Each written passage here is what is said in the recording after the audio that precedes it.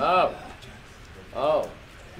Am I okay to go now, Daniel? Yes. You're good. You're good. There we go. Hi, my name's Russell. I'm an alcoholic. Russell. I look forward to it. I want to throw that in there. So, this is great. I'm glad you're all here. I'm glad I'm here. And this is going to be on emotional sobriety, which means I'm going to talk for a few minutes, and hopefully I'll say something that sounds mature, and that'll be the talk. So I was coming here today, so I woke up and I picked up John. Where's John? Is John here? Is it Nicola? Right here. No, not me. Oh, he's in the back, all the way in the back. So I picked up John and I dropped him off here, and then I went over to, I haven't found necessary to drink since January 25th, 1981. So, All right. so I've been working this thing for a while. So I dropped him off, and then I went over to Old Cutler Presbyterian because every Saturday, by the way, you're all invited, every Saturday I conduct a workshop at Old Cutler Presbyterian at 9:30 in the morning, from 9:30 to 11:30, 12. It's like a two and a half hour workshop. We have crosstalk and we have a lot of fun, then we all go out to lunch. So I went over there just in case there were people that showed up, because I did announce that we were going to have it, but just in case there are people, because we got people that drive down from Broward and different places that showed up, so I could direct them over here, or, maybe have a little meeting with them or something like that. And nobody showed up, so I came over here, and I rushed over here, and when I got here, as I was going up the steps, I noticed that which some of you kindly pointed out to me. I noticed coming up the steps that I was wearing two different shoes. I was wearing a black shoe and a brown shoe. Can everybody see that? But I want to point out that the socks are pretty cool. They are the same socks. So I noticed that I was wearing two different shoes, and I remember saying to myself, well, I'm wearing two different shoes. And a thought came across my mind that, because I only live about 15, 20 minutes away, that I could get in my car and drive, 15, 20 minutes to my house and, find the right shoe. I'd have to figure out which one, whether I should wear the brown or the black, or to put on, so I'd have shoes that match. Like most of you guys, I see most of you guys have shoes that match. I'm probably the only guy here that has different shoes. Well, I'm going to be 69 in March, so I got like 4 kids, 7 grandkids. It's over for me. This is it. This is probably no, really. It's adios muchacha. I'm out of here. It's up for grabs whether I'm making it to the end of the conference. But I can't walk. I got bones hurting all over my body. It's unbelievable. I got a cane in my car. I'm not using it now. My soul is in great shape. I'm happy about that deal. Amen. But the body, my real battle now is with gravity. I have this real, and I'm afraid that gravity is winning. Wow, it's like never ending. So in any event, I saw that the shoes were different, and so this thought goes across my mind, and the thought is, I'll go home and I'll change so that I have. You guys probably wear the same shoes all the time, right? Okay. So I figure I'll change the shoes and go home. It was like, it's like one of these thoughts that go across your mind. Like it almost got to the point where, and I know what this feels like because it's happened to me throughout my entire life. That it's something I had to do. Sometimes you get these thoughts about something about yourself, and you feel like you just have to do it. Like girls, I got to get that blouse, or I got to lose. I got something like I had raised to the point where you actually have to, whether you want to do it or not. Oh man, I have. Like you drive a mile away and you realize you left your cell phone at home, and you say, oh man, I gotta go back and get my cell phone because I can't. Something that you have to do. It's a waste of time, but you got to do it. So I had this thought go across my mind, and it said, because I got 2 different pairs of shoes, which is probably important to most people, I think. Because I think it's, I don't know, it must be important because automatically most people don't wear two different pairs of shoes.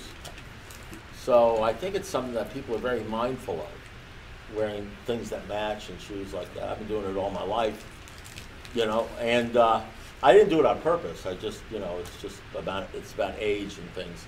So as a matter of fact, I'm going to see a neurologist because I mentioned some things to my doctor just to make sure I'm not suffering from dementia. I'm serious. I'm going to see this. I'm not saying this to make you feel sorry. I'm just reporting. I'm just trying to be as transparent as possible. I'm going to see a neurologist. So I'm just trying to say they don't know whether I have dementia or not. So don't rely a lot on what I say. You understand what I'm saying? Because you may think I'm saying something really brilliant, and it may be. But the thing is, what I'm thinking is that if I'm suffering from dementia, it doesn't feel that bad. You understand what I'm saying? So I'm thinking it's not such a bad thing, you know. Well, you guys heard the story. The guy goes to the doctor and he says, "I got some very bad news from you. Very bad news for you. And I got some bad news for you." He says, "Well, what's the very bad news?" He says, "Well, you got cancer and you got 3 months to live." He says, "Well, hell, what's the bad news?" Well, he says, "Well, the bad news is you've got Alzheimer's disease." "Oh, shit, well, thank God. I thought you were going to tell me I had cancer." I don't know where that came from.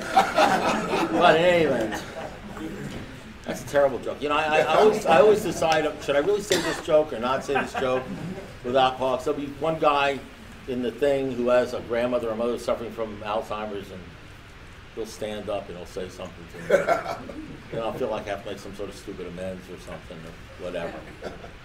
So what was I talking about? So in any event, so here's the deal about the shoes. But then I said, so for a second, I said I ought to go home, drive home 20 minutes ago, and I said, nah, I'm not going to do it because I'm not. It's not good because I don't. It doesn't bother me. I'm not my shoes. I'm not my shoes. I'm not my shoes. I'm not my shoes. I'm really not. I'm not my shoes. I say, you know, I mean, I'm not my. You understand what I'm saying? I'm not my shoes. I'm not my weight. I'm not my shirt. I'm not my pants. This is all dross anyway. It's all going to be gone. You know, after I die, they're going to burn it all up anyway. It doesn't matter. None of this matters. I don't think of myself as to what I'm wearing or what I'm driving or stuff like that. It's not that important. So then I sat down and I started thinking. I speak a lot all over the place, and I never plan. And this is just the truth. I never plan. I just never plan because I've always felt, this is just me, because I know a lot of guys that speak at different places. They have incredible stories.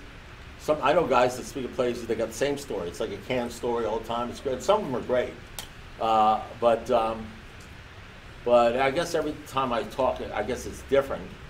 But I never plan. First of all, the reason I never plan is because whenever I start planning something, it'll lead me to worry about sticking to the plan. I don't know if that makes any sense. Then I start thinking about speaking, what am I going to say, and all that sort of stuff.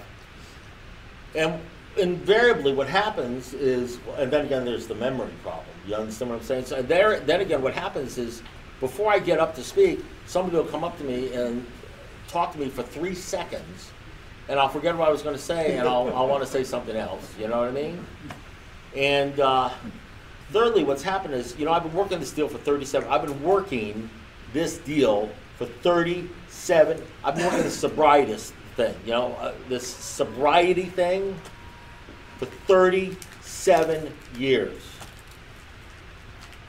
And what happens is when you do the steps for 37 years and you work this thing for 37 years, I'm not even sure I do the steps anymore. I used to think I used to do them. I mean, I know I do them. I really sort of live them. What happens is you change. A lot. You know, you change. Would you? How many people have like over a year? Raise your hand. Okay, so if I was to ask you now, and with a year's sobriety, you probably feel okay. So if I was to, now how many people remember when they had like a month's sobriety? Remember when you had a month sobriety? Okay. So, when you had 30 days sobriety, how long you sober now? 90 days? 92 days. 92 days. What's your name? Rachel. Rachel. That's a biblical name. It's a so Rachel, you have 92 days sobriety. So you probably, I want to applaud for I'm just picking on you so that you'll get nervous and everything, okay? It's going to help you out, trust me. You could say, you can walk away from me, you won't remember a thing I'll say, you say, oh man, he picked on me, you know. So, you remember, so with 92 days, you feel okay with 92 days? No. No, I'm not going to ask you for, I'm not, but you remember when you had, remember when you were sober like 10 days? Yeah. But, you know, when you were sober 10 days, when we were all sober 10 days, I mean, 10 days is 10 days, but it's, you know, it's good to be sober 10 days. When you can't stop drinking, when you are 31 years old, I was 31 years old when I came in. I thought my life was over. I thought it was never going to be better again. You know, on December 25th, 1980, I was in my bachelor pad. My plan was to become the Hugh Hefner of Miami, but because of bad breaks and misunderstandings, it didn't work out. So I was in my bachelor pad. I had been kicked out of Noche Buena. That girl had invited me there. And I thought my life was over, it was never going to get better again, and I couldn't stop drinking. And some preacher came on the TV around 2 o'clock in the morning on Christmas morning and started talking about Jesus, and he gave his testimony. And I was desperate. And he said, if you wanted to change your life, he said Jesus could transform you. And I got down on my knees. I didn't even hesitate. I got down on my knees and I said the sinner's prayer and I invited Jesus Christ into my life. I was December 25th, 1980, which may not sound like a big deal, but for a Jewish kid from New York it was, okay? So I did that deal. So 30 days later, I continued to drink. For a long while I thought nothing had happened, but 30 days later, I continued drinking. 30 days later, on December 25th, on January 25th, 1981, I had my last drink. I had a spiritual experience, which I'm not going to go into. Every once in a while I do. It makes no difference. You can't really describe it. And I haven't had a drink since. And so when you're an alcoholic and you can't stop drinking, and you can't envision a life without drinking, and you think your life is over, and then all of a sudden you have 10 days sobriety. 10 days. I mean, amazing miracles were happening. I was waking up, there'd be cash on the dresser. I mean, I remember the first miracle I remember happening is I woke up and there was money, there was cash on the dresser. I never woke up with cash, you know, and I had 10 days. It was like unbelievable. I felt unbelievable just with 10 days. Did you have that experience that you felt pretty good in 10 days? I don't know if I felt unbelievable 10 days. Were you happy or not? Were you grateful you weren't drinking? I was, yeah. Is that a yes? Yes. Now you got 92 days. You feel a little bit better? Yeah, I feel okay. Some people have a year, you know. Who has a year here? Who has a year? And who's got 2 years? You got, how much you got? 16 months. 16 months. So how does 16 months feel? Amazing. Amazing. So does it feel better than when you had 10 days? A lot better, yeah. A lot better than when you had, but how'd you feel at 10 days? At 10 days, I was very nervous still. You were nervous. Yeah. Did you feel better at 10 days than you felt when you had like 1 day? Yeah. One day I was still shaking. So did you feel better at 5 months than when you had 10 days? Yeah. A lot better? For sure. What about at 1 year? In 1 year, did you feel better than when you had 5 months? Yeah. So at 16 months, now at 16 months, you feel amazing. Amazing is it's a big deal between, you know, okay and amazing, right? And you haven't been really doing much. You've just been working a program and going to meetings, right? Doing the step things, right? You got a sponsor and everything. It's not a lot of heavy lifting. You've just been doing the basic stuff, right? And you went from like 10 days feeling okay to amazing in 16 months. So I wonder how you'll feel after, what's your name? Yeah. So I wonder how you'll feel after 2.5 years. What are you gonna do when you feel, how are you gonna describe more amazing? How are you gonna describe more amazing? Spectacular. You're gonna be spectacular. So in 2.5 years, you're gonna be like spectacular. Yeah. So what are you gonna say? Well, what's gonna happen when you got 5 years? What are you gonna call that? More spectacular. More spectacular. More spectacular? More better. What are you gonna say when you got? What are you gonna say when you got 10 years?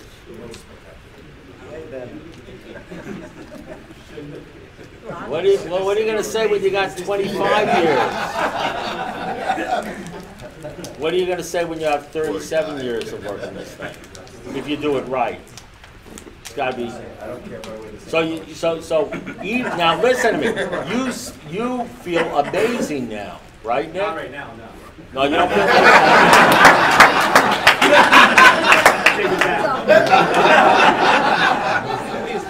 Well, I'll put it to you this way. Before I started talking to you, you felt amazing. When you were just left alone and were anonymous in Alcoholics Anonymous, and there was no pressure on you and nobody was looking at you, you felt pretty amazing. But you felt pretty good at one. You already said you felt pretty good at 1 year. So if I said to you, at 16 months when you felt amazing, listen, we're gonna like reset you back to 1 year. You wouldn't want to go back to 1 year. You want to stay at amazing 16 months. So I felt pretty amazing at 15 years. But when I had 20 years, if you told me you were going to send me back to 15 years, I would have said, not on your life. And at 30 years, if you had said to me, I'm going to send you back to 20 years, I would say, I would call 20 years horrible. You understand what I'm saying? I would call 20 years sobriety of working this thing, which was through the roof, I would have called it a horror story compared to 30 years. Amen. And at 37 years sobriety, if you were to say, how about if I send you back 2 years to 35 years, I would have said, not on your life. That was crap compared to 37 years. So the big book, the way the big book describes it is like this. It says, we've experienced much of heaven, and we've been rocketed into the fourth dimension of existence, of which we had not even dreamed. You know, there's a lot of people that come to AA and they stop drinking.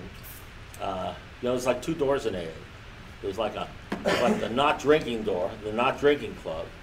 And you got, everybody comes into the not drinking club. I mean, the only requirement for membership is the desire to stop drinking. It doesn't even have to be an honest desire. It can be, what the hell, I got nothing better to do this month, you know what I mean? It's the desire, it's like and then they got this other door, and there's like 2 million people in front of that door. They got this other door where it says, rocketed into fourth dimension and experience much of heaven. You got like 5 guys in front of that door. 5 guys, a couple of girls in front of that door. Every once in a while, you see a guy or a gal come over from the not drinking club and it walks over to the rocketed into the fourth dimension club. It goes over the other side of the room. You rarely, if ever, see somebody go from the rocketed in the fourth dimension club over to the not drinking club. They don't come back there, you know, because mere sobriety, physical sobriety, although important, is nothing. Because everybody gets sober. Everybody that comes to AA gets sober. I've never met anybody who hasn't come to AA that hasn't stopped drinking. Now there may be some I mean, AA's big. There may be some guy who's going to come in here and says, I never even stopped for 2 days. But everybody I've ever seen that walks in AA and picks up a white chip and gives it a try stays sober. You stay sober for a month, or 90 days, or 6 months, or 2 years, or 5 years, or 9 years. But very few, very, very few, become rocketed into the fourth dimension of existence and experience much of heaven. That's a whole different fellowship. That's a fellowship within the fellowship. They describe that fellowship in the book Alcoholics Anonymous, if you know where to look for it. It's on the last page. They say, see to it your relationship, it's the last paragraph as a matter of fact. It says, see to it your relationship with him is right, and great events will come to pass for you and countless others. And then it says, we will see you in the fellowship of the Spirit. Fellowship of the Spirit is actually, there's a similar line used in the Holy Bible by the Apostle Paul. He calls it the fellowship of the Holy Spirit. Fellowship of the Holy Spirit and entry into the fellowship of the Holy Spirit is different. It's a different deal than merely just the desire to stop drinking. A lot of people that come to Alcoholics Anonymous, they want to stop drinking, but if you review the steps, if you look into the steps and you understand what they're about, at some point in time you're going to come to something called the sixth step. And in the sixth step it says, this is the step that separates the men from the boys. I mean, it says it right there. A lot of these things you see in the rear view mirror. You read the words, if you're not, it says, in 12:12 it says, unless and until an alcoholic accepts his alcoholism and all its consequences, his sobriety will be precarious, and of true happiness he'll find none at all. So, it is possible to be 20 years sober and not happy. It's possible to be 16 months sober and nervous. It's possibly 92 days. It's possibly physically sober and not happy. As a matter of fact, it's more likely than not, if you're in Alcoholics Anonymous, based upon percentages, for you to be sober and yet not happy. Feel like you're missing something. You shouldn't feel necessarily odd or strange or even be too concerned about it if you're sober and you're relatively happy, but you're still, in many respects, unhappy. Or you feel like you're missing something. Or it's just not working out for you. Or that there's something wrong. I felt that way for many, many years. 9 years sober, and I was working this thing like a son of a bitch. I was doing service, I was the banquet chairman for 2 years, I was speaking all around, I was sponsoring people, I was doing the deal. But even at 9 years sober, 10 years, 15, I knew there was something wrong. I knew there was something missing. In the book Alcoholics Anonymous, in Alcoholics Anonymous number 3, Bill Dotson, he's the guy in the bed. You ever see that picture of the guy in the bed? It's a guy sitting on the bed, and that was Bill Dotson. Actually, the portrait is called Came to Believe. And it shows Bill Wilson and Bob Smith sitting there, and Bill has the Bible open, because between 1935 and 1939, that's what they used. They used the Bible and the books that they found absolutely essential. In the big book, it says, rarely have we seen a person fail who has thoroughly followed our path. Anybody ever heard that? They still read that at AA meetings? Rarely have we seen a person fail who has thoroughly. Is that what it says? Rarely have we seen a person fail who has thoroughly followed our path? It doesn't say, you sure it doesn't say, do whatever you want to do and it'll work out anyway? It doesn't say that?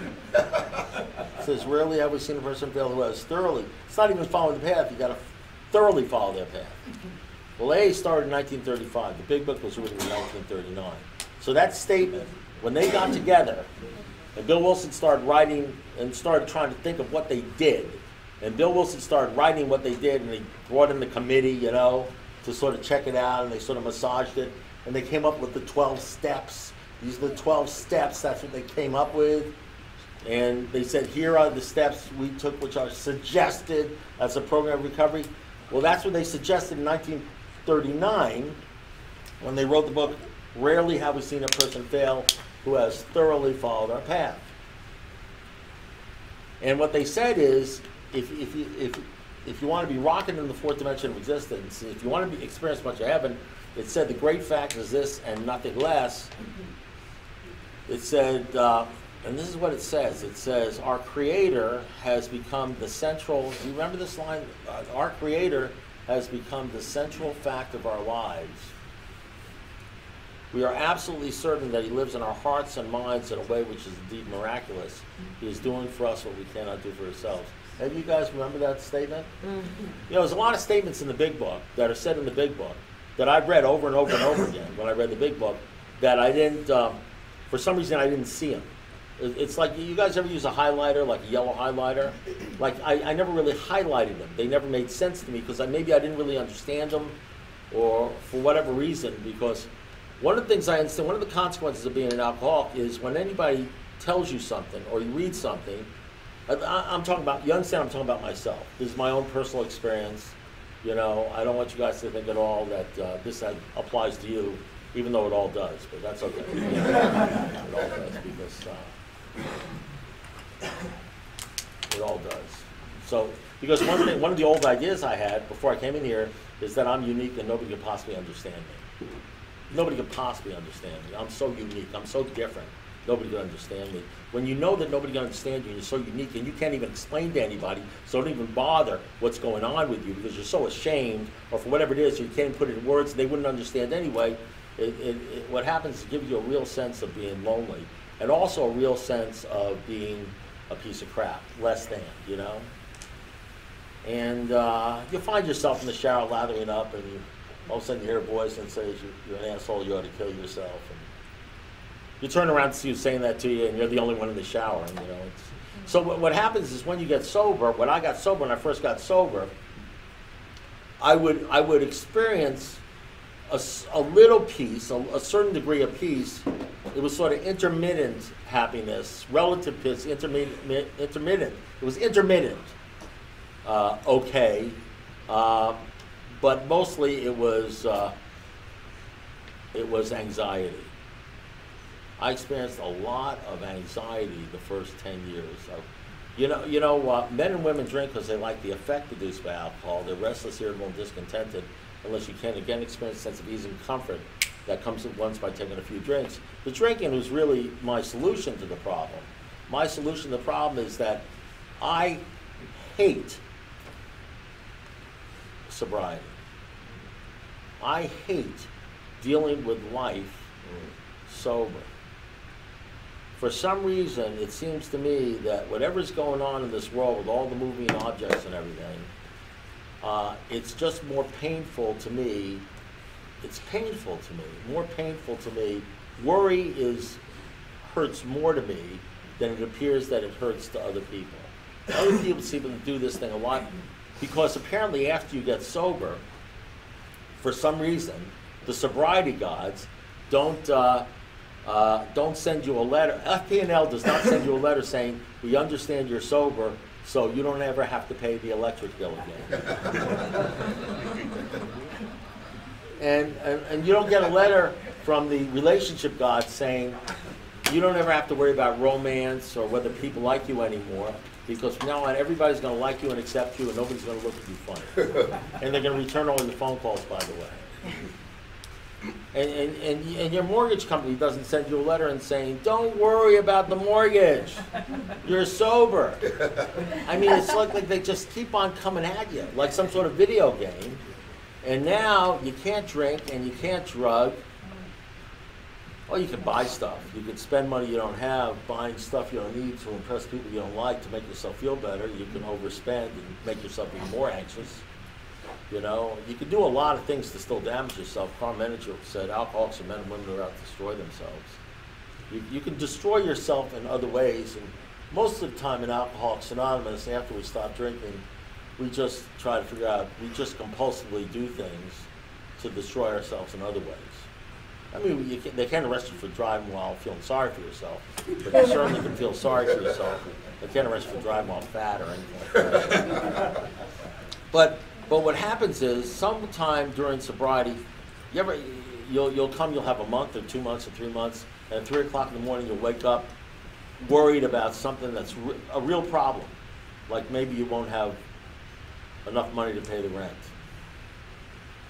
Or maybe you'll feel like you don't have a romantic interest and, everybody around you has somebody to love and you have nobody, and you're probably never going to have anybody and you're a piece of crap and you might as well kill yourself. Or maybe you'll worry about, because we have, I don't know about you, but I'm sensitive. I have feelings. Not like, I told my sponsor once, I said, why do you do the stuff you do? I said, it's my personality. He says, well, your personality's killing you. I know how to stop drinking. I don't know how to get another personality. You know what I mean? And I told him, I said I was sensitive, because he used to say things to hurt my feelings. He used to make me nervous. It's like I did to you. He used to make me nervous. He used to say things to me. You know what I mean, Nick? He used to say things to me. It would bother me. I would be okay, and he'd say something to me that would bother me. And I tell him I was sensitive. He says, no, Russ. Great artists is, he said, great artists are sensitive. You're just touchy. I'm an attorney, and I graduated with Department of Law and Mathematics. I was going for my PhD in something called algebraic topology, and I became an attorney. And so he was in my office one day, and I had all these diplomas. I have like 50 degrees and certificates of the wall attesting that I've been educated far beyond my capacity to understand anything. And so I said, and I was supposed to be sponsored by Albert Einstein or Jesus, but they weren't available. So what happened was they gave me this used car salesman that didn't even graduate in 6th grade. So he's sitting in my office, and I just said to him, I wouldn't say anything wrong, and he would say things to me. I'd say, Bob, these are my degrees. I just pointed. I said, these are my degrees. And then he looked at me and he said, well, Russ, rectal thermometers have degrees. You know what they do with those? You don't say shit like that to me, You can't win with these people. It hurt my feelings. Apparently you didn't get that love and tolerance as my coach then. So you wake up one day and you say to yourself at 3 o'clock in the morning, when you've been thinking about the same problem over and over again the whole day, and all of a sudden you pop out of bed at 3 o'clock in the morning wide awake and you can't get back to sleep again. Usually it's a money thing. Money's a big thing. Money was a big thing with me. I made pretty good money, but apparently I spent more than you make. When you go into that, I didn't know this. My sponsor told me in 9 years, when you spend more money than you make, you go into something called debt. And I couldn't understand why I was always broke. But money, it could be money, it could be something else.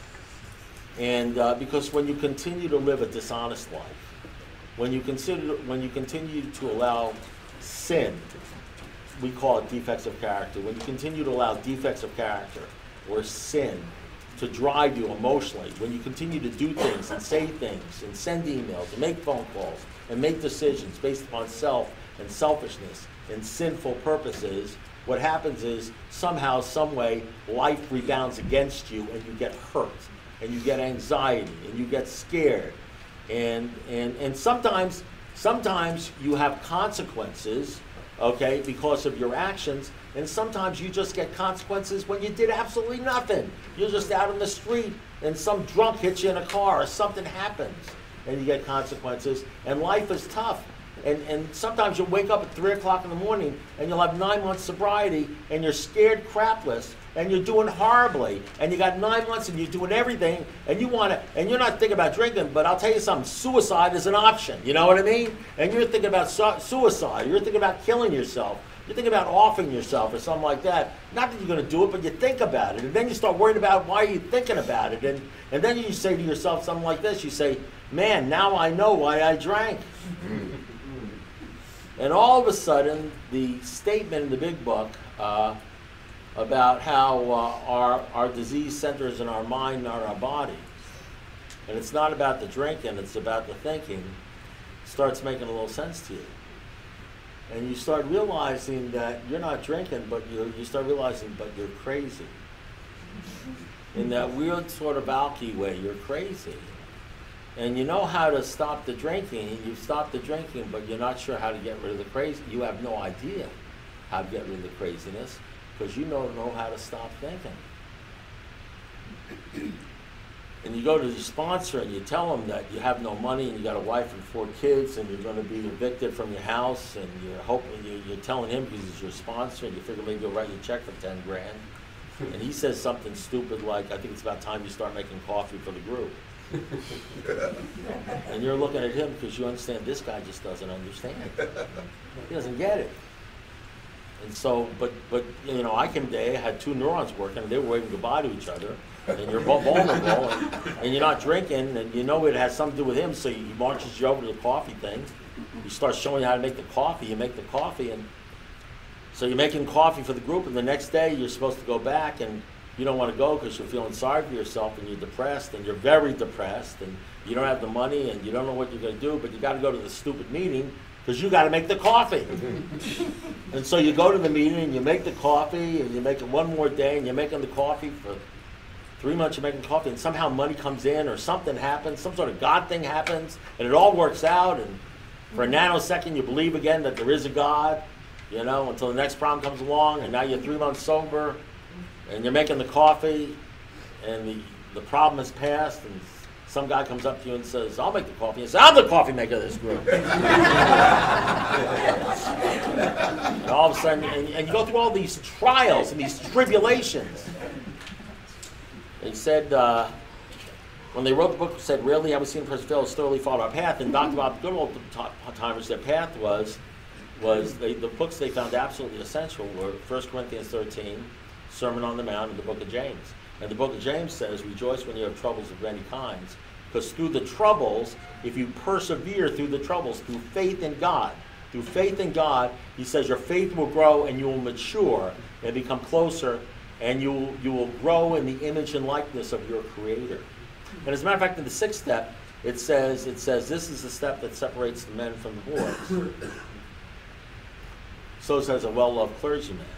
He says any person who will try these steps and do these things, even throughout problems and through difficulties repeatedly, for a lifetime, for 16 months, for 37 years, will grow, can be called a man who is truly trying to grow in the image and likeness of his Creator, of God. And the big book says, it says the people that will be rocking in the 4th dimension of existence and experience much of heaven, it says will be those people who make God the centerpiece of their lives, the central factor of their lives. They will be the ones that are absolutely certain that God is doing for them what they cannot do for themselves. That's what they say in the promises. And as a matter of fact, in the big book, it says of Alcoholics Anonymous, it says you can't manage your life. No human power can help you, but only God could and would if He was sought. And then it says being convinced of that. And I'll tell you something. I did the 3rd step prayer, and I got down on my knees on December 25th, 1980. At 3 o'clock in the morning, I gave my life to Jesus. I was as sincere as you could possibly be. But I want to tell you something. I was sincere, and I'm just telling you this is my deal. Maybe you'll do it, but I wasn't convinced. I got off my knees. I was not convinced, and I wasn't convinced for many years. I'm an alcoholic. It takes many years of pounding to become convinced. And you know how I know I was not convinced? Because that's where alcoholism, that's where this disease, that's where Satan attacks you. It attacks you in the parts of your life where you're not convinced. It attacks you at 3 o'clock in the morning when you got 16 months, or 25 months, or 2 years, or 5 years, and they tell you have cancer, and they tell you you don't have any money, and they tell you have problems, and you are scared crapless, and you are depressed, and you know why? Because you're not convinced that God's going to be there for you. Because you're sort of thinking that you're going to solve this thing yourself, and you wanted something, you don't have much faith in you, and it's a good idea you don't have much faith in you because you're powerless. And you know you're powerless. And you have a feeling that nobody's going to come here to help you. It's going to depend upon you. And even though you've gotten down on your knees, and you've said 1,000,000 times, and you've prayed the Lord's Prayer 1,000,000 times, somehow, some way, you can't get to sleep because you're scared crapless, because you don't think God's coming this time. He saved you 1,000 times, but it ain't going to save you this time. So how many times do you have to go through, how many times do you have to do this crap? How many trials and tribulations do you have to go through? How long do you have to persevere in your life until you finally get a feeling and you just know that the Lord is there for you, and you trust Him. Because it's exactly, that's how many times you have to do it before you join the fellowship of the Spirit. Before the Lord becomes the central factor of your life. What do you have to actually do to make the Lord the central factor of your life? And I think by making the Lord the central factor of your life, and that's what they're talking about, for instance, in the book Alcoholics Anonymous, what they're talking about is they're talking about being preoccupied with God. Preoccupied with God. The central factor of your life, I'll tell you what the central factor of your life is. It's the thing you think about all the time. Now, I was a lounge lizard. That's my deal. I'm a lounge lizard.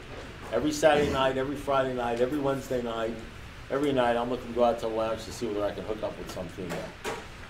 That's my deal. That's what I did. You know, for whatever reason. 15 years old, I opened up Playboy magazine. I said, now I know what the essence of life is. If I was an if-onlyer and a yes-butter, if I could only have a good-looking woman in my life, if I could only have sex, everything would be okay. Everything I did was about that deal. Every car I bought was about that deal. Wearing shoes that matched was about that deal. Trust me, it was about that deal. If I was wearing shoes that matched, if I was wearing nice clothes, it was all about that deal. Getting a good job, becoming a lawyer, was all about that deal. You know what I mean? That was my deal. And you know something? If that was the deal, getting the car, getting the money to work, you know, I probably wouldn't have to be an alcoholic, but it never worked for me.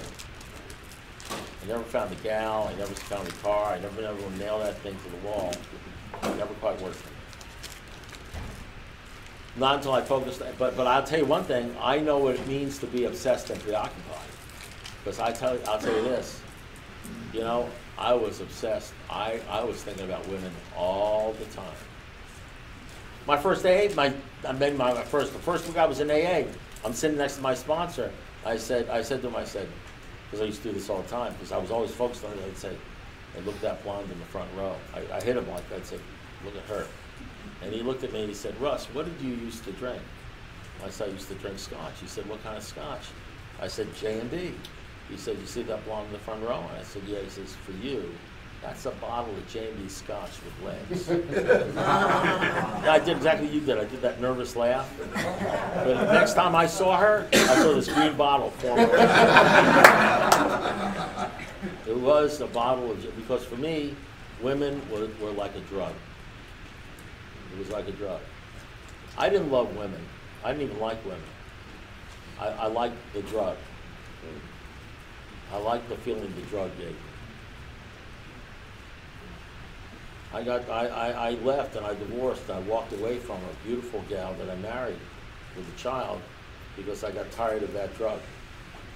She didn't do anything wrong, I just got tired of the drug. It's sort of like the way I get rid of cars when they're 2 years old, because I get tired of the car. You know, I'd like to be able to tell you I'm a nice guy. I'm not a nice guy. I'm a selfish, self-centered guy. You know, always looking out for myself. That's me. So, to make a long story real short, because I'm probably short on time, I had to go through the perseverance. And you know, remember what I was saying, alcoholics, this is the fellowship of the very nervous. This is a fellowship, you know, this ain't exactly Well People's Anonymous. And this is a fellowship where, I don't know about you, but I don't like waiting around to get well. You know, because, you know, when I used to drink, I get well. You know how I got well? I got whack, and I was well immediately. I'm used to taking something, smoking something, doing something, having sex, and getting well immediately. Yeah. I ain't used to this 50 frickin' meetings, you know, 2 years, and you'll be okay. You know, I'm not used to that deal, okay? And this is a program of you know what it says in the 7th step? Right after the 6th step, when you finally decided to join the Fellowship of the Spirit and get serious about this thing, and instead of thinking about women and thinking about cars and thinking about your job, hanging around people, going to church, reading the Bible, so the only thing you ever think about is Jesus. And you do that even though you know other people are laughing at you. You do that even though even though you know that they're laughing at you and looking at you funny, even just like you're wearing 2 different kinds of shoes. You do that because the most important thing in the central factor of your life is Jesus Christ. And you know what it says in the 7th step? It says it ain't going to be easy. Jesus said it wasn't going to be easy. It says the way we get a new perspective, it says number 1 of the 7 steps is it's all about humility and humbling yourself. And I don't know, and I'm not a humble person. I'm not a humbleaholic. I could write a book on arrogance, but I'm not humble. And it says we get a new perspective. The way we get it is unbelievably painful. It's only at the end of a long road of repeated humiliations and the final crushing of our self-sufficiency. So if you're in Alcoholics Anonymous and you find yourself constantly on a daily basis going through difficulties, constantly on a daily basis being crushed, constantly on a daily basis being disappointed, constantly on a daily basis having people mistreating you, constantly on a daily basis having life being unfair, constantly on a daily basis feeling like you're not getting anywhere, you should not be surprised. You should not even be worried. You should be saying, thank you, Jesus, for changing me, for forcing me. You know, what the Apostle Paul said, it said, I had a thorn in my flesh. It was satanic. We don't know what the thorn was. He doesn't say it. But I really don't think it's nearsighted, because there's nothing to be ashamed about being nearsighted. It was something he was ashamed about. That's why he didn't mention it. He said, I had a thorn in my flesh. He said, I asked the Lord 3 times to remove it. He says, I will not remove it. I will not take this thorn away from you, because to keep you from becoming conceited and being humble, he says, I will not take it away from you, because when you're weak, you're strong. Which I think he means when you're weak, I'm strong in you. You hug on to me, you focus on me. My grace is sufficient. That's what it says. He said, my grace is sufficient for you. One day, and I always add the words, one day at a time. So your alcoholism is your thorn. You ought to be grateful for it. It's a godly thorn. It's been placed for you so that you won't be normal. You don't really want to be normal, do you? You don't want to be, listen, oh, I wish I was normal. What do you wish? Have you seen normal? You don't want to be You really want to be normal? Don't you want to be extraordinary? Don't you want to be amazing? Don't you want to be rocketed in the fourth? They're not being rocketed in the fourth. They're living lives of quiet desperation. Home to work, don't you want to be rocketed in the 4th dimension of existence? Of which you had, don't you want to do that thing? Well, then accept the fact that you're just going to have to go through a little pounding. It ain't going to last more than, I don't know, 20, 25 years. I said to Ray O'Keefe when I had 10 years, I said, when am I going to be wealthy? You know, because it says fear of people of economic insecurities will leave you. So, you know, economic insecurity will leave you. And I was always worried about money. I was always worried about money because I was always spending more than I made. And he said to me, my sponsor used to say to me, like, well, why don't you simplify your life? I said, what do you mean simplify your life? He'd say, well, get rid of the car. You're driving a Cadillac. You got a brand new Cadillac. You spend $600 a month. You're always complaining about money. What do you mean get rid of the Cadillac? He says, buy a used Chevy or something. I said, I can't do that. I said, I can't do that. Is this guy crazy? I'm a lawyer. You know, I mean, I'm driving a Cadillac. What are people gonna think? You know, I mean, really, what are people? I'm driving a Cadillac. I'm a lawyer. You know, what are people gonna think? They see me in a used Chevy. You know, not that I give a crap what other people think about me, but you know what I mean? Yeah. Because I don't even want to admit to myself my whole life is about vanity and worrying about what you think about me, which is a horrible, horrible bondage because you have no control over that. It's a horrible way to live your life, worrying about what people think about you. You know, horrible way to live your life when somebody starts talking to you, Nick, and all of a sudden you don't feel so good because you're worried about what they're thinking about you. It's a horrible way. So much easier when you can lose that fear. And you know, I told Ray O'Keefe, I said, when am I going to be wealthy? And he said, it doesn't say that. He said, read it. I said, fear of people and economic insecurity will leave you. He said, the fear leaves you. He says, Russell, you'll always be broke. It just won't bother you.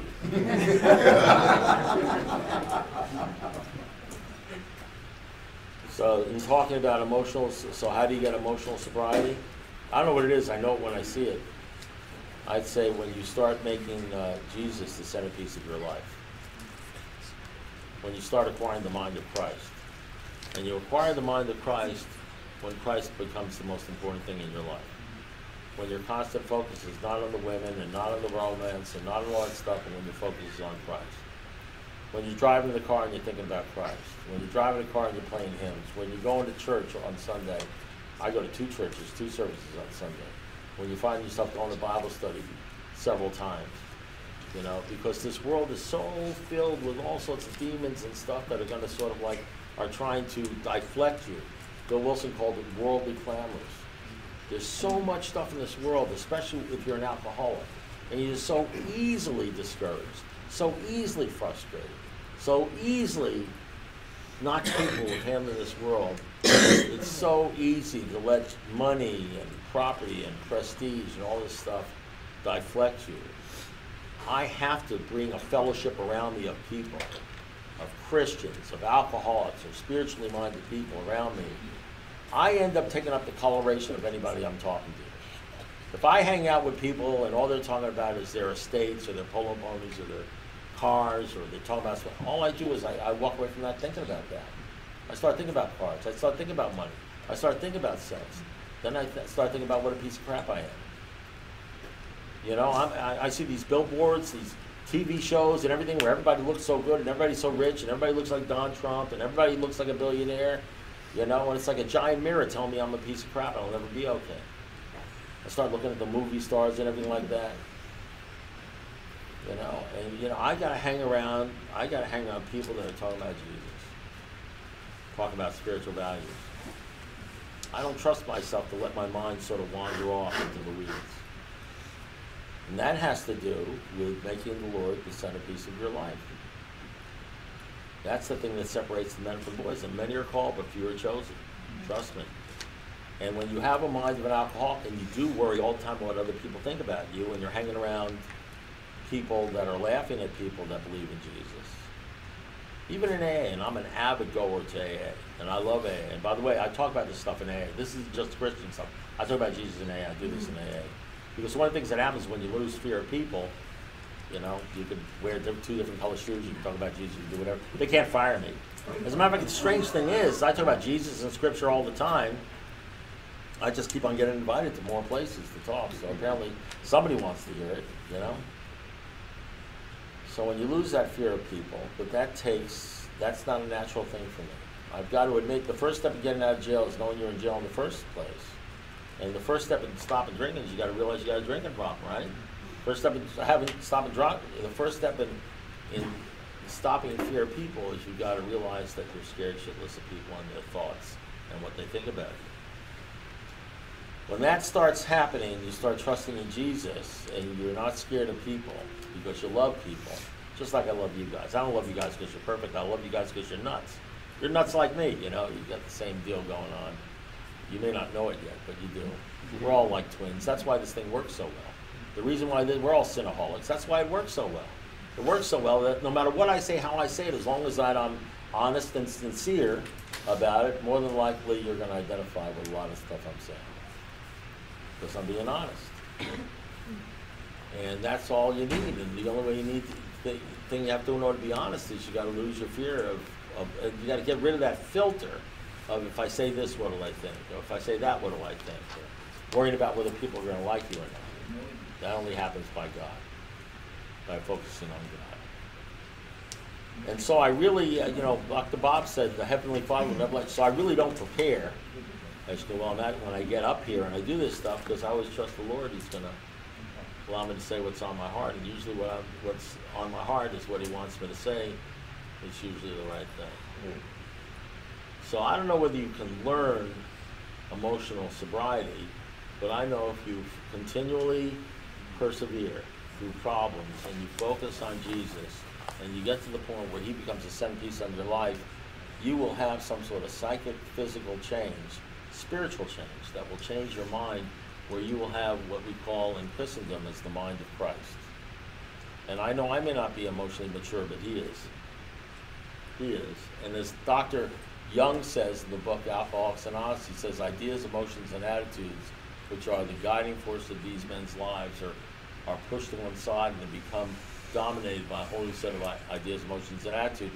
As a matter of fact, what it says actually in the book Alcoholics Anonymous, it says once you make this decision for God, all sorts of remarkable things happen. Being all-powerful, he gives you everything you need if you stay close to him and perform his works well.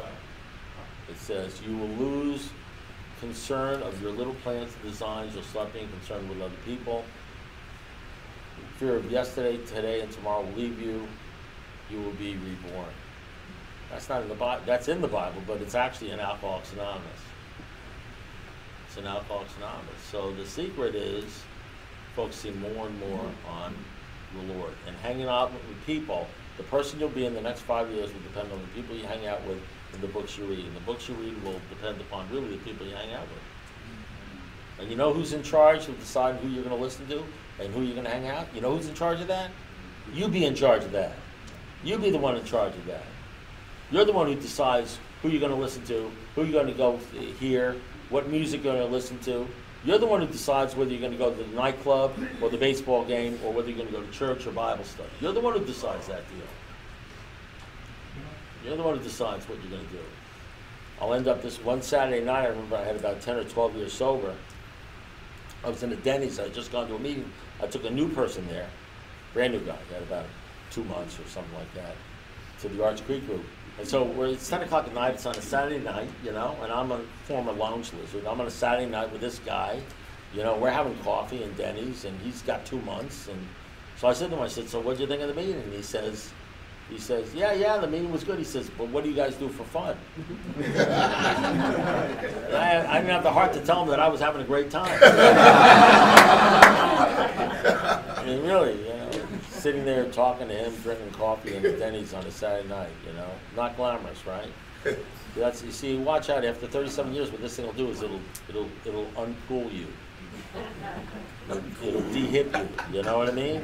Uncool you. It'll de-hip you. Yes, you won't be cool. You won't be cool, but you won't be scared. You won't be scared. You won't be scared of anything, even death. So thank you very much. Yeah.